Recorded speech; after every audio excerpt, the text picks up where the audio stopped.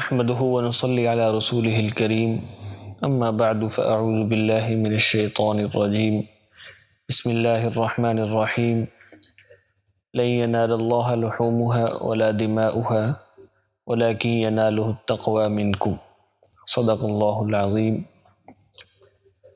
اس آیت مبارکہ میں اللہ تبارک و تعالی نے قربانی کی فضیلت کے متعلق ارشاد فرمایا ہے۔ قربانی ایک ایسا عظیم الشان عمل ہے جو انسانیت کی ابتدا سے ہی شروع ہے۔ حضرت آدم علیہ السلام کی زندگی مبارک میں ہی اللہ تبارک و تعالی نے ان کے دو بیٹوں حابیل اور قابیل سے قربانی لی تھی۔ حابیل کی قربانی اللہ تبارک و تعالی نے قبول کر لی تھی اور قابیل کی قربانی رد ہو گئی تھی۔ اس سے معلوم ہوتا ہے کہ قربانی کا عمل ابتدائے انسانیت سے ہی شروع ہے، اور تمام انبیاء کرام علیہم السلام کی شرائع مبارکہ میں اللہ تبارک و تعالی کی رضا حاصل کرنے کے لیے لوگ قربانی دیتے چلے آ رہے ہیں۔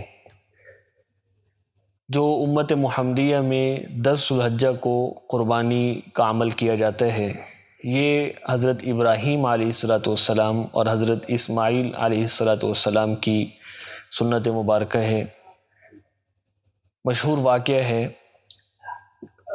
حضرت ابراہیم علیہ السلام نے اپنے بیٹے حضرت اسماعیل علیہ السلام کی قربانی دینے کے لیے آپ تیار ہو گئے تھے، لیکن اللہ تبارک و تعالی نے کرم فرمایا، فضل فرمایا، اور ان کی بجائے ایک مینڈھا ذبح ہوا اور ثواب میں، اجر میں گویا کہ اپنے بیٹے کو قربان کرنے کا اجر ہی ملا۔ تو اسی وقت سے ہر 10 ذو الحجہ کو، ہر سال 10 ذو الحجہ کو حضرت ابراہیم علیہ السلام کے اس عمل کی یاد میں امت مسلمہ قربانی کرتے چلے آ رہے ہیں۔ آپ صلی اللہ علیہ وسلم سے پہلے حضرت ابراہیم علیہ السلام کی شریعت میں بھی اور آپ صلی اللہ علیہ وسلم کی شریعت میں بھی یہ قربانی کا عمل اس تسلسل سے جاری ہے۔ اور قربانی کا عمل ایسا عمل ہے کہ جو صرف اسی صورت کے ساتھ اور اسی روح کے ساتھ، یعنی صورت بھی یہی ہو، قربانی ہی کی جائے، اور روح بھی وہی ہو، یعنی اللہ تبارک و تعالیٰ کی رضا حاصل کرنے کے لیے قربانی کی جائے، تب یہ اللہ تبارک و تعالیٰ کے ہاں مقبولیت کا درجہ پاتے ہیں۔ قرآن پاک میں اللہ تبارک و تعالیٰ نے ارشاد فرمایا، لن ینال اللہ لحومها ولا دماؤها ولکن ینالہ التقوی منکم، کہ اللہ تبارک و تعالیٰ کو صرف تمہارے اس عمل کی صورت نہیں چاہیے اور تمہارے اس قربانی کا خون اور گوشت نہیں چاہیے، بلکہ اصل چیز اخلاص ہے، اصل چیز تقوی ہے۔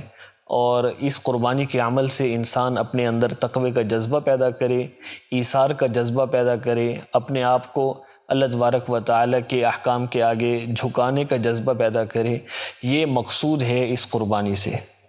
اور یہ بھی ضروری ہے کہ قربانی اسی قربانی ہی کی صورت میں کی جائے۔ بعض لوگ ایسے موقع پر عام طور پر یہ دہائی دیتے پھرتے ہیں کہ اگر قربانی کرنے کی بجائے وہ رقم صدقہ کر دی جائے، اتنی رقم سے کچھ ضرورت کی اشیاء غرباء میں تقسیم کر دی جائیں تو اس کا ثواب زیادہ ہے۔ یہ انتہائی غلط فہمی ہے اور ان کی طرف سے ایک گمراہ کن کوشش ہے امت مسلمہ کو اس عظیم الشان عمل سے دور کرنے کی، ایک انتہائی مذموم کوشش ہے۔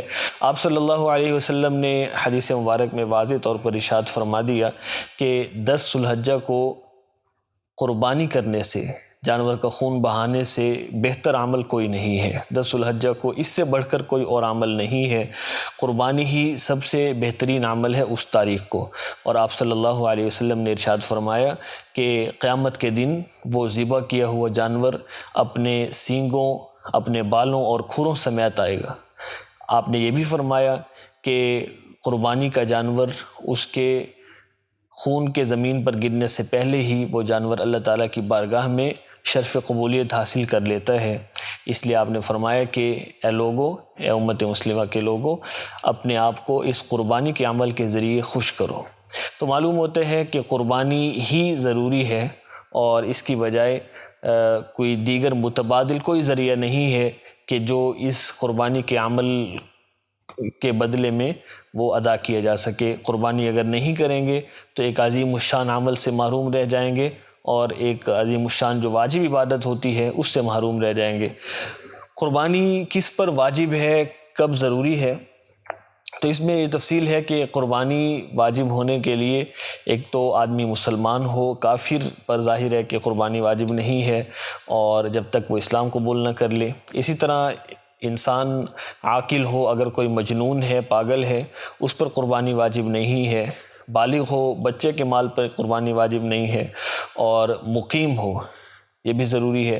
اگر کوئی شخص 10 ذو الحجہ کو، 11 اور 12 ذو الحجہ کو مسافر ہے، یعنی اپنے گھر سے 78 کلومیٹر یا اس سے زائد مسافت پر ہے، اور جہاں موجود ہے وہاں اس کا 15 دن قیام کا ارادہ نہیں ہے، تو ایسے شخص پر قربانی واجب نہیں ہے، اگرچہ وہ مالدار ہو۔ ہاں البتہ اگر وہ کر لے تو بہت اچھا عمل ہے، اسے ثواب ملے گا۔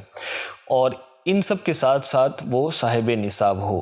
صاحب نصاب کا مطلب یہ ہے کہ اس کی ملک میں 7.5 تولہ سونا ہو، یا اس کی ملک میں 52.5 تولہ چاندی ہو، یا 52.5 تولہ چاندی کے برابر اس کے پاس نقدی موجود ہو، یا 52.5 تولہ چاندی کی مالیت کے برابر مال تجارت ہو، یا 52.5 تولہ چاندی کی مالیت کے برابر ضرورت سے زائد سامان موجود ہو، یا یہ ہے کہ کچھ سونا ہو، کچھ چاندی ہو، کچھ سونا ہو یا کچھ نقدی اس کے ساتھ ہو، اور ان کی مجموعی مالیت 52.5 تولہ چاندی کی مالیت کے برابر ہو جائے۔